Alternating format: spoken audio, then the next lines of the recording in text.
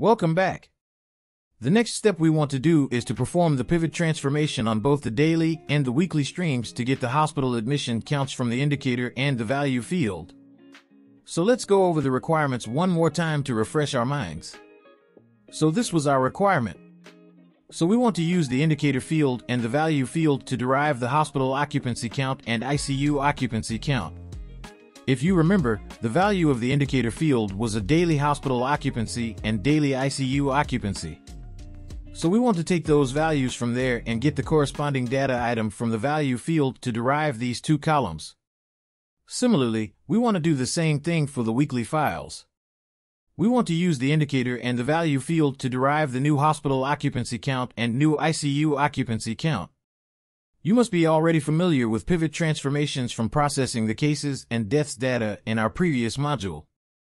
So I would like you to do this as an assignment and come back to the video only if you get stuck. Good luck with that. I'll see you in a short while. Hope you've successfully completed the assignment. Now I'll show you how I went about updating my data flow. Okay, here we are in the data flow. So let's deal with the weekly file first. So click here to create the pivot transformation. So pivot, I'm going to call it pivot weekly.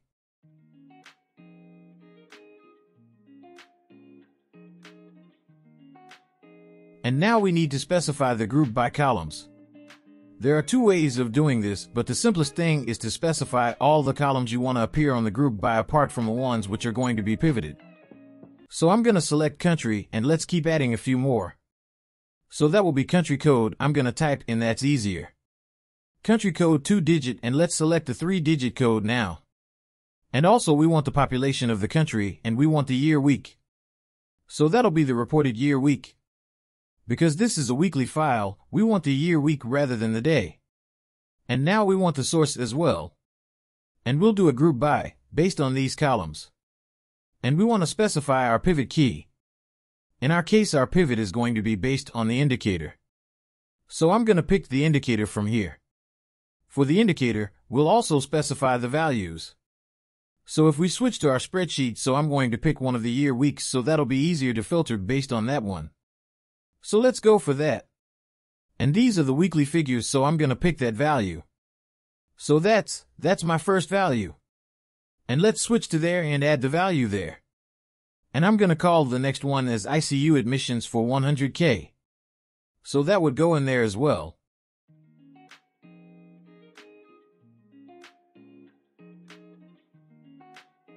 And now we want to specify our pivoted columns. So our pivoted column was going to be based on the count, right? So if I go to pivoted columns, if you remember the last time we specified the pattern as the pivot key underscore this. So, and the pivoted column would be column name is going to be called count. And this is going to be sum of value, I think. Sum of value. So let's save and finish. Let's go over this one more time. So we got our group by of all the columns we want to group by the data by.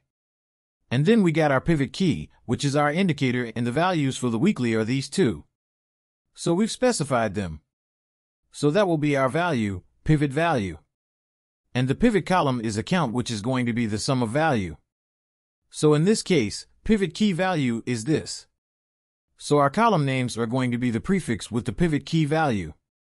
So that will be weekly new hospital admissions per 100K with an underscore. And then the suffix is going to be this field name here. So it'll be underscore count. So let's see what it comes out. So let's go to data preview and click refresh. Okay. The refresh is now complete. The first few weeks we didn't have any data. So if you look actually for the week 11, we got the weekly new hospital admissions. So if I scroll down and scroll across, so that would be the weekly new hospital admissions and new ICU admissions for Belgium seem to be nulls.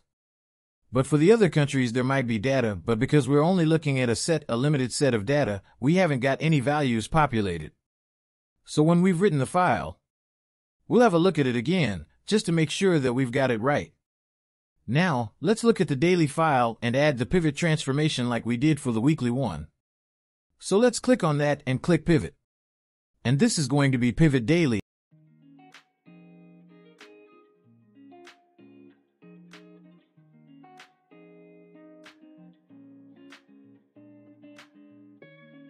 country, and we need to specify the columns. So that'll be our group by columns. Similarly, I'm going to use country, and I'm going to click through a few. So let's select the country code. So that's the 2-digit code, and let's select the 3-digit code now. And also we want the population of the country, and we want the reported date, and we want the source as well. So let's do that. So it's okay, we got all the group by columns done. Now, so let's pick the pivot key. That's again going to be the indicator, and we want the values for the indicator. So I'm going to go to the spreadsheet again. And this time we don't want to filter on the year, we want to filter on the date. So let's select the date, and I'm going to pick one of the latest dates so that we got all the data. So let's pick on 6th of October. And we got the 2 values. So that'll be daily hospital occupancy. Let's put that in there. And then we want to add another one, which will be the daily ICU occupancy.